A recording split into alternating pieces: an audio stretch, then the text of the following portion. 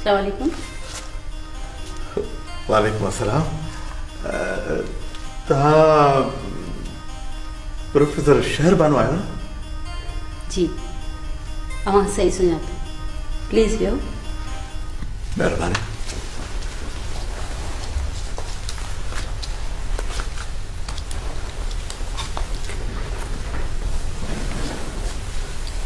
जी, हुकुम कयो।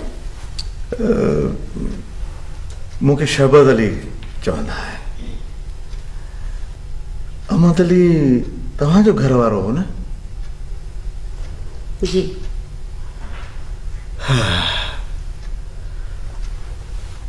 मुंहिंजी त मरहूम सां का बि मुलाक़ात कोन हुई, पर माण्हू खां ॿुधो आहे त मरहूम ॾाढो मोहबती ऐं लाइक़ु इंसान हो। हीअ तस्वीर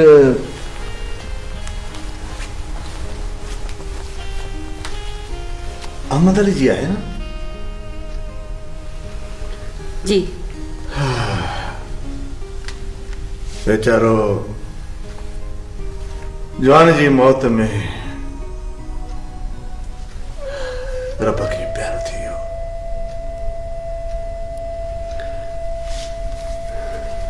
ऐं मैडम ही ॿी तस्वीर? ही मुंहिंजो पुटु हालार आहे। तव्हांजो पुटु हालार? मैडम माफ़ कजो, जेतिरे क़दुरु मूंखे ॼाण आहे त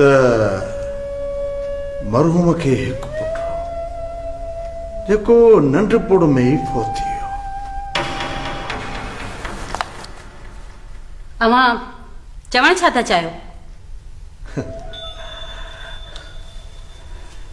मैडम परेशान न थियो, ही हालार नाहे।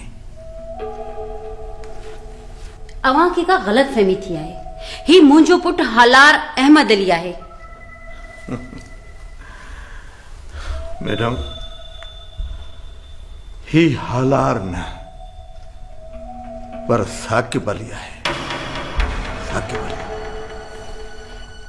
अवां यकीन कयो, ही मुंहिंजो पुटु हालार आहे। मैडम हक़ीक़त खे केतिरो बि लिकाइजे पर उहा लिकी कान सघंदी आहे।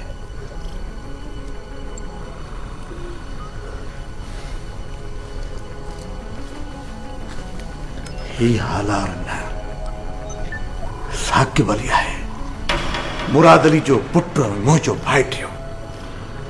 तव्हांजो ॿार त नंढपण में ई फौत थी चुको आहे। न न, हालार मुंहिंजो पुटु आहे ऐं मां ई हुनजी माउ आहियां। ॾिसो मैडम,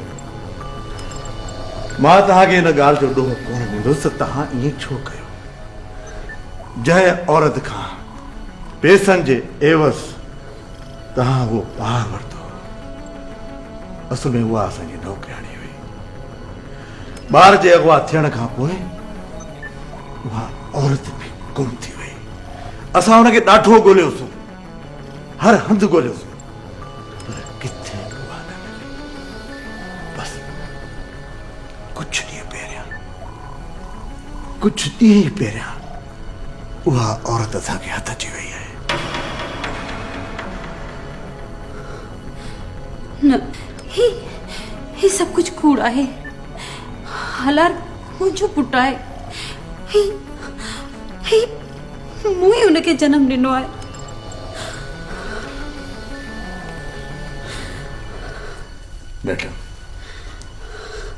मैडम मां सम्झां थो त तव्हांजे दिलि मथां छा गुज़रंदी हूंदी। मूंखे अहसास आहे, पर इहा हक़ीक़त आहे, चिट्टी हक़ीक़त आहे त ही हालार न साकिब अली आहे। साकिब अली। ॾिसो बेटा,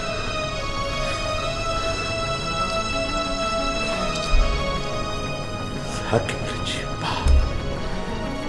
22 साल पुट जी जुदाई में रोअंदे रड़ंदे काटिया है ऐं हाणे हूअ अस्पताल में पंहिंजी जिंदगी जा आखिरी पसा गणी रही है।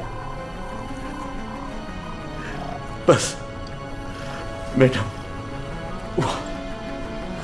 वह पंहिंजे जिगर जे टुकड़े पंहिंजे विछड़ी वियल ॿार जेको 22 साल हुनखे न ॾिठो हिकु दफ़ो हुनखे ॾिसणु चाहे थी पंहिंजी जिंदगी में हुनखे ॾिसणु चाहे थी। हलार मुंहिंजो पुटु आहे ऐं हू मुंहिंजे साह जी रगनि में समायल आहे। ॾिसो मैडम तव्हां जज़्बाती पिया थियो। मां हालार खे वठण आयो आहियां। न मां हुनखे कंहिंखे बि वठी वञण हितां कोन ॾींदसि, कंहिंखे बि हितां वठी वञण कोन ॾींदसि।